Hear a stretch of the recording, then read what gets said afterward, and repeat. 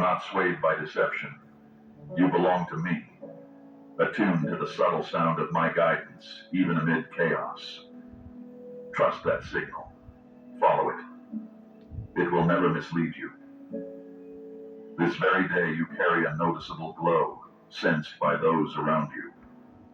It comes not from personal power, but from my life within you. Do not hide that light. Use it with discernment, inviting those close to see its trustworthy source and find their own way with me. You bear the confidence of one strengthened beyond natural limits. Share it wisely. Let it bring your household nearer to understanding true blessing and lasting joy. Point them toward the well from which your calm flows. Invite them to seek alongside you, so they too can know unfailing care. Remember, impact grows through example more than speech. A quiet life that reflects gratitude and steadiness can lead many to find the same dependable ground beneath their feet each new day. The world is moving toward testing seasons. Storm clouds gather and many will feel heavy pressure. Yet you are not alone in facing them. Those who pursue my presence and keep close to my guidance will discover peace like a hidden garden, sheltered from scorching winds. My voice steadies you through the tempest. My hand supports you in rising waters. My care stays ready when everything shakes. This commitment stands firm, gentle, and unbreakable, holding your heart steady through all. Let my words serve as compass, my care as strength, and my presence as home. You are never alone. You are never forgotten. You remain held securely. Trust this and move with courage. Keep perspective rooted in gratitude. It had already rooted itself deeper than things that took years. That's what unsettled me first.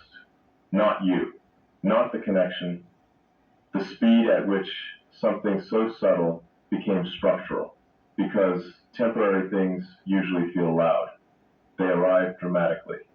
They demand attention. They create intensity that burns bright enough to be mistaken for permanence. This was the opposite. It was calm, measured, almost invisible, and yet somehow more powerful than anything that ever arrived with noise. You didn't force your way into my thoughts. You rearranged them without touching anything. You didn't demand presence. You became part of the atmosphere of my mind. That distinction matters. There are people who occupy attention for a moment. There are people who create distraction.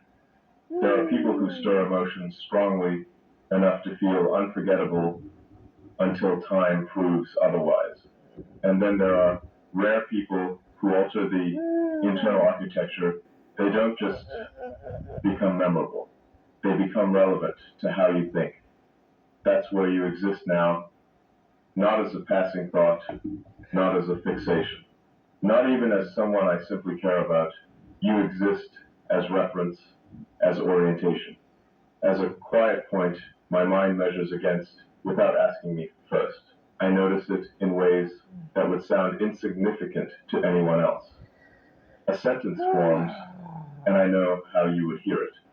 A silence appears, and I know whether you would leave it untouched or fill it.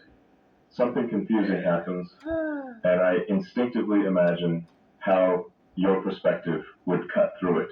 That kind of presence is difficult to explain because it isn't dramatic enough for people to understand immediately, but it is profound.